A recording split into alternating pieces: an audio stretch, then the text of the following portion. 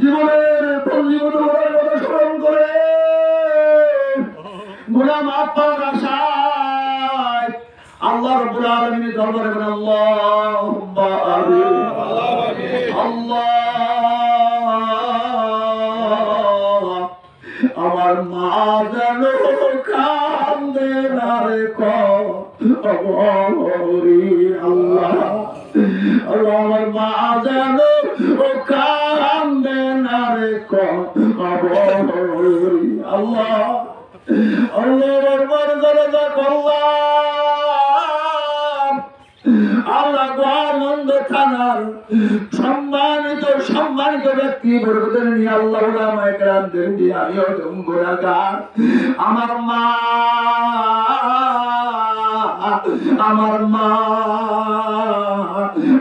মার দরজা করলাম, পাকালা ফাতিহা শরীফ পড়লাম, পুত্রটি মাফ করে দাও আল্লাহ, তুমি কবুল করে নাও।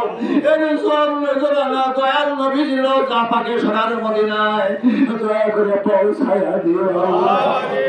নবীর সাহাবা আজমাইন খোদা ভাইরা আশিক আশারে মুবাশশিরাত আহলে বাইত খাতুনে জান্নাতের কলিজার টুকরা ইমাম হাসান ইমাম হুসাইন রাদিয়াল্লাহু তাআলা আনহুমা সত্যের জন্য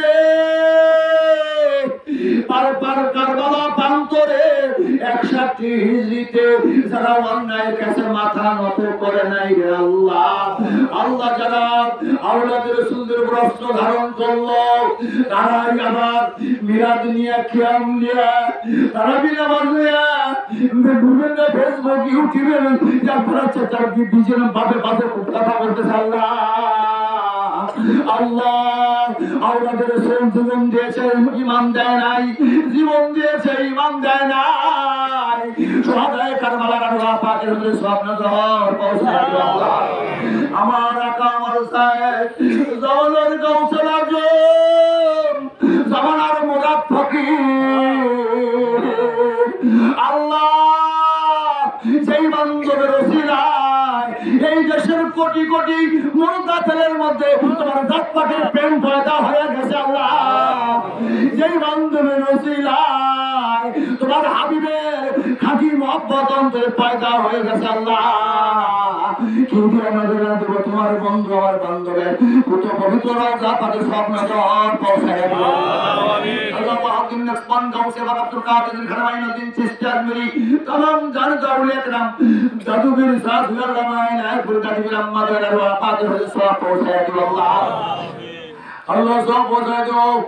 একটু পরে আমার মা কবরের মধ্যে নামানো হবে। আল্লাহ আমার মার মাফ করে দাও, আমার মার জীবনের গুণাগুলি মাফ করে দাও। অসুস্থর মধ্যেও কথা বলতে পারে না আমার আত্মীয় স্বজন আমার মার দেখতে এসে অনেকগুলি খাবার নিয়ে আসতো, তার মধ্যে ফল নিয়ে বলতে আমার সালামের দাও রে। ওরে মা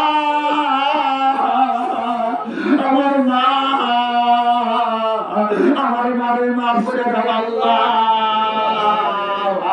আমার মাকে মাফ করে দাও, আমার মার কবরটাকে জান্নাতের বাগান বানায় দাও আল্লাহ।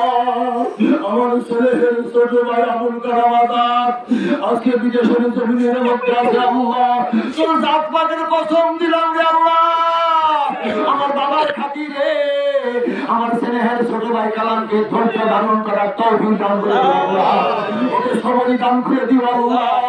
আল্লাহ কথা বলতে পারতেছে না, আমি ভাষায় প্রকাশ করতে পারতেছি না, আমার ছেলে আমার কলিজার ভাই আল্লাহকে ধৈর্য ধারণ করার তৌফিক দান করে দিও আল্লাহ। আমার সামান মোল্লা সহ আমার বোনেরা পাগল হয়ে গেছে, মা হারা হয়ে গেছে, আল্লাহ এদেরকে ধৈর্য দান সবরি দান করো আল্লাহ। আল্লাহ উপস্থিত কাউকে খালি হাতে ফেরত দিও আল্লাহ, আল্লাহ সকলকে মাফ করে দাও আল্লাহ। আমরা যারা হাত তুলেছি আমাদের আপনজন যারা কবরে মাফ করে দাও আল্লাহ। এই এলাকার জমিনে নিচে যত কবর আছে সমস্ত কবরগুলি জান্নাতের বাগান বানায় দিও আল্লাহ। আমি এই মোল্লা পরিবার থেকে যত মানুষ কবর তাদেরকে মাফ করে দিও আল্লাহ। যারা বেঁচে আছে তাদেরকে হায়াত দারাজ করো আল্লাহ, সুস্থতা রাখো আল্লাহ।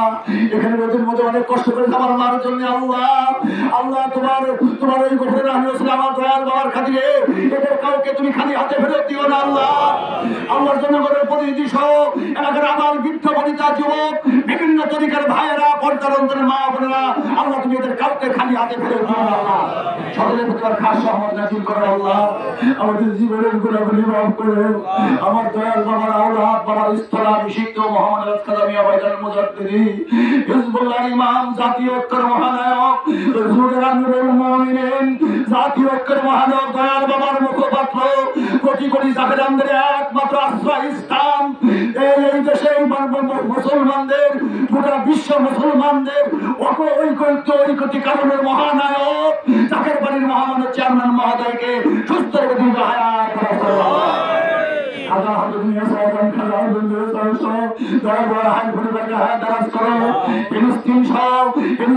বিশ্বের মুসলমানদেরকে তুমি রক্ষা করো আল্লাহ। মাহে রমজান কবুল করো, তারাবি কবুল করো, সেহরি কবুল করো, ইফতারি কবুল করো, লাইলাতুল কদরের ফজিলত ঈদুল ফিতরের আনন্দ আমাদের সকলের জন্য নসিব করে দিও আল্লাহ। আল্লাহ তুমি আমাদের মাফ করে দাও।